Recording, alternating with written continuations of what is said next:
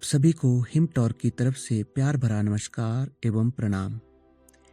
आज मैं आपको मेरे एक मित्र मनोज के साथ हुई एक सच्ची घटना सुनाता हूँ। ये बात लगभग 20 से 22 साल पुरानी है। मनोज पहाड़ों में बसे हुए एक छोटे से कस्बे के स्कूल की 11वीं कक्षा का छात्र था। जो स्कूल उसके गांव से लगभग 6 या 7 किलोमीटर दूर था। पढ़ने में एक एवरेज बच्चा था।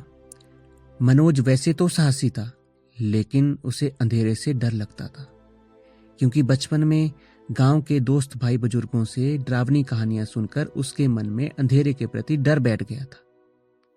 एक दिन मनोज स्कूल से जब घर आ रहा था तो आते हुए ठाकुर बुक स्टोर से होते हुए गुजर रहा था। उसकी नजर रोजगार समाचार पत्रिका में एयरफोर्स के लिए नॉन टेक्निकल एयरमैन की सिलेक्शन भर्ती पर पड़ी। अब पैसे तो थे नहीं, इसलिए दुकानदार को बोला कि मैं कल पैसे लाकर इसे ले जाऊंगा, तब तक प्लीज अंकल आप किसी को ना दीजिएगा, क्योंकि उसे पता था कि पहाड़ों में एक तो चीजों का अभाव होता है और कहीं ये बिक ना जाए, और दूसरी पत्रिका पता नहीं आएगी या नहीं। उधर अंकल ने बोला कि ठीक है बेटा। इधर मनोज के पिताजी एक किसान थे, तो घर की आर्थिक स्थिति उतनी अच्छी नहीं थी। मनोज के 2 और भाई और एक बहन थी। सब में मनोज सबसे बड़ा था और अपनी जिम्मेदारी भी समझता था, इसलिए घर आया और 1 या 2 रुपए अपनी माँ से मांगे कि मुझे पढ़ाई के लिए कुछ खरीदना है। माँ ने भी दे दिए, क्योंकि हमारे पहाड़ों में पढ़ाई को सबसे ऊपर रखा जाता है, बाकी सब चीज़ों को बाद में। सबसे पहले पढ़ाई जरूरी है, स्टडी जरूरी है, बाकी चीज़ें होती रहेंगी। अगले दिन वैसे ही मनोज उस बुक स्टोर पर गया और वो एम्प्लॉयमेंट न्यूज़पेपर जो कि पिछले दिन देखा था उसे खरीद लिया। फिर उसे लेकर स्कूल चला गया और शाम को घर आकर एयरमैन सिलेक्शन वाली सारी न्यूज़ पढ़ी। फिर सोचा कि मैं इसमें अप्लाई कर देता हूँ, ताकि वक्त रहते देश की सेवा के साथ साथ अपने परिवार को भी समृद्ध कर सकूं। ये सोचकर अगले दिन कुछ पैसे लेकर नज़दीक के शहर गया और वहां से फॉर्म लेकर उसे भरकर डाकघर से पोस्ट कर दिया। बस उसी तरह लगभग 2 या 2.5 महीने बाद वो भर्ती का समय आ चुका था, क्योंकि एडमिट कार्ड घर पर आ गया था। एडमिट कार्ड में टेस्ट का सेंटर अंबाला कैंट था, जो कि हरियाणा में है और घर से काफ़ी दूर था। इससे पहले मनोज कभी इतना दूर कभी घर से नहीं गया था। घर में पिताजी को बोला कि पिताजी ऐसे ऐसे करके मेरा एग्ज़ाम है तो मुझे जाना है। पिताजी ने भी बोला कि ठीक है, लेकिन ज़्यादा पैसे नहीं दे पाऊंगा, इसलिए सोच समझ कर ही खर्च करना। एयरमैन सिलेक्शन के लिए सबसे पहले रिटन टेस्ट, फिर फिजिकल टेस्ट, उसके बाद इंटरव्यू और अंत में मेडिकल टेस्ट होता था, और ये सभी प्रक्रियाएं लगभग 6 से 7 दिन में पूरी होती थी। इसलिए मनोज को भी वहां कहीं आसपास बाहर रहना था। बस वैसे ही सोचकर मनोज सुबह जल्दी घर से निकला और शाम को लगभग 6 या 7 बजे अंबाला कैंट पहुंच गया। सबसे पहले मनोज वहां पर गया जहां पर अगले दिन टेस्ट होना था। वहां पर देखने के बाद सोचा कि अब रात को कहाँ रुकूं, तो सोचा रेलवे स्टेशन सबसे अच्छा रहेगा, जो कि टेस्ट सेंटर से लगभग 4 या 5 किलोमीटर दूर था। वहां चला गया। मनोज अपने साथ एक चटाई लेकर गया था, तो वहीं पर एक जगह देकर उसे बिछाकर सो गया। सुबह नाश्ता करके सीधा सेंटर गया और रिटन टेस्ट में बैठ गया। शाम को उसका रिजल्ट आ गया। मनोज सिलेक्ट हो गया था और आगे फिजिकल टेस्ट होना था अगले दिन। इसी तरह मनोज हर सुबह सेंटर जाता था और शाम को स्टेशन आकर सो जाता था। ऐसे ऐसे 6 दिन बाद दोपहर के समय मनोज के हाथ में ग्रीन कार्ड था। उसने सभी टेस्ट पास कर लिए थे। फिर वहां से सीधा बस स्टैंड गया। मनोज खुश था, क्योंकि अब जल्द ही वो अपने परिवार का अच्छे से भरण पोषण कर सकता था। थोड़ी देर में कैंट से बस मिल गई और टिकट लेकर उसमें बस बैठ गया। बस को उसके घर से लगभग 6 किलोमीटर दूर सड़क से गुजरना था। अब वो भी रात को, लेकिन डर भी लग रहा था।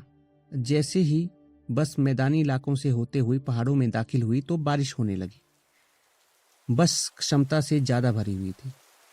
मनोज को सबसे अंत की खिड़की वाली सीट मिली थी, तो वहाँ से बारिश का पानी भी अंदर आ रहा था। अब ठंड भी लग रही थी। अब रात को लगभग 2 बजे मनोज बस से उतरा और फिर अंधेरे में अपने गांव की तरफ चल पड़ा। बारिश भी तेज हो गई थी। इसलिए बस में ही उसने अपने सारे डॉक्यूमेंट्स प्लास्टिक में लपेट दिए थे, जो प्लास्टिक में उसने घर से खाना लाया था अम्बाला कैंट जाते हुए। बाकी मनोज अपने बैग के साथ भीगते हुए जा रहा था। ठंड से अब दांत भी कटकटा रहे थे। ऊपर से बचपन में सुनी कहानियां दिमाग में मंडरा रही थी, तो तेजी से चल रहा था। उसके गांव से पहले एक छोटा सा गांव है और बीच में एक जंगल बढ़ता है।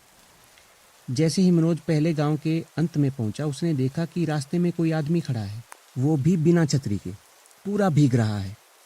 लगभग 10 कदम की दूरी से देखा कि उसने काले कपड़े पहने हैं और पूरी तरह से फट गए हैं। शरीर पर चोटें, जख्म लग रहे हैं कि मानो वो आदमी किसी पहाड़ी से गिर गया हो। अब मनोज के कदम भी धीरे हो गए थे। थोड़ा और नजदीक आने के बाद देखा कि उसकी एक टांग के 2 टुकड़े हो गए थे और पीछे की तरफ लटक रही थी, और दूसरी टांग के पैर की उंगलियां गायब थी। बिल्कुल पास पहुंचने पर मनोज पहचान गया कि ये तो ठाकुर बुक स्टोर वाले अंकल हैं। मनोज के दिमाग में एकदम से सवाल आए कि आखिर ये इस रास्ते पर क्या कर रहे हैं, और वो भी इतनी रात को, क्योंकि इनका घर तो इस गांव के बिल्कुल दूसरे छोर पर है। और इनको हुआ क्या है? मनोज अब सोच ही रहा था कि बात करूं या ना, कुछ समझ नहीं आ रहा था। तभी आवाज आई कि बेटा मनोज, तू आखिर आ ही गया।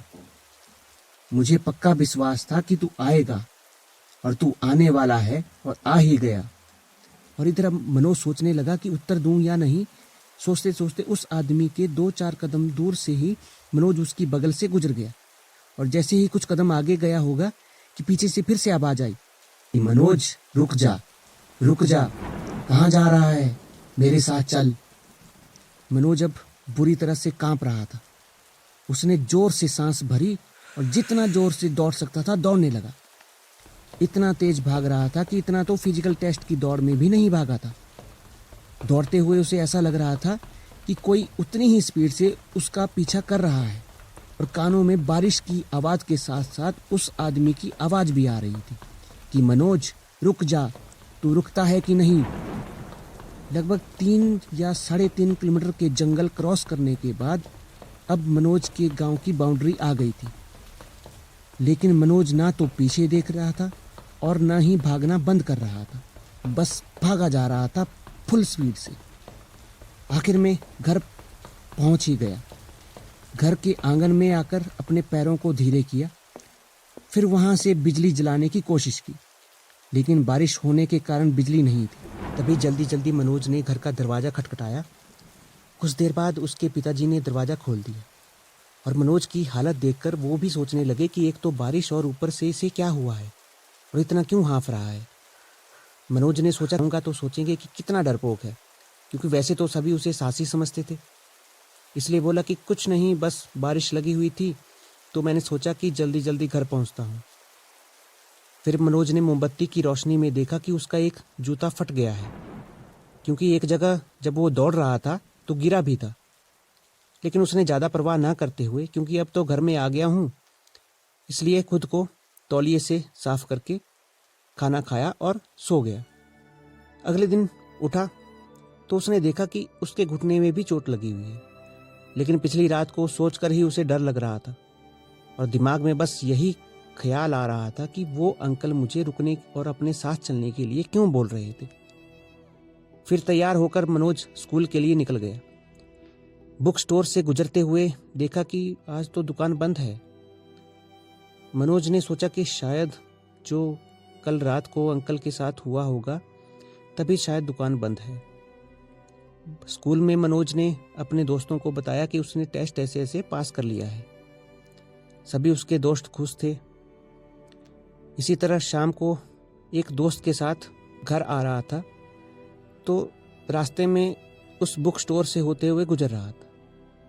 उसके मन में ख्याल आया कि ये दोस्त के पड़ोस में ही तो उस बुक्स वाले अंकल का घर है।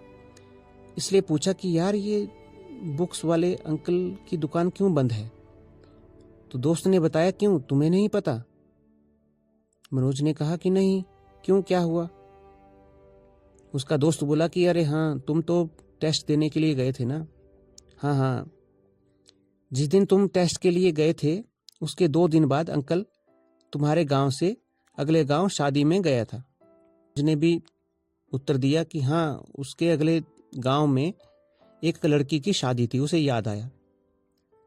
दोस्त ने बोला कि शादी से आते हुए रात को जब अंकल अकेला था और जब जंगल से होते हुए आ रहा था तो किसी जंगली जानवर, कोई बोल रहा है भालू, कोई बोल रहा है बाघ, कोई तेंदुआ, ने हमला कर दिया और जिसकी वजह से उनकी बुरी हालत हो गई थी। फिर सुबह किसी ने जंगल पानी जाते हुए उन्हें देखा था और पास के ही सीएचसी में एडमिट करवा दिया था। फिर वहां से बड़े हॉस्पिटल लेके गए, लेकिन वहां पर इलाज के दौरान उनकी मृत्यु हो गई। बस इसलिए दुकान बंद है। मनोज के ये सुनने पर पैरों तले एकदम से जमीन खिसक गई और वो एकदम से चलते चलते रुक गया और सोचने लगा कि वो सब क्या था, क्योंकि बुक स्टोर वाले अंकल तो 2-3 दिन पहले ही स्वर्ग सिधार गए, तो वो क्या था। जैसे ही उसने अपनी ये बात दोस्त को बताई तो वो भी घबरा गया। उसके 1-2 दिन बाद मनोज और उसके 2-3 दोस्त उस रास्ते की उस जगह पर गए जहां उसे बुक स्टोर वाले अंकल मिले थे रात को। उनमें से एक ने अपना जासूसी दिमाग चलाते हुए वहां पर मौजूद घास में कुछ ढूंढने लगा, जैसे कोई सुराग मिल जाए। सबने ये सोचा कि शायद जानवर ने यहां पर हमला किया होगा। ये सभी सोच ही रहे थे कि उनमें से एक को कुछ दिखाई दिया, तो देखा कि एक मांस की बनी हुई कोई चीज जो काली पड़ गई है, गिरी हुई है। तब उसके सभी दोस्त एकदम से बुक्स वाले अंकल के घर की तरफ दौड़े। लगभग 1-2 घंटे बाद सभी उनके परिवार वाले आए और गौर से देखा तो पता चला कि ये तो पैर की 2 उंगलियां और मांस के टुकड़े के साथ गिरी हुई हैं। थोड़ा और वहां पर ढूंढने और सर्च करने के बाद पता चला कि एक टांग से निकला हुआ मांस का टुकड़ा भी गिरा हुआ है और जो कि सड़ने गलने लग गया था।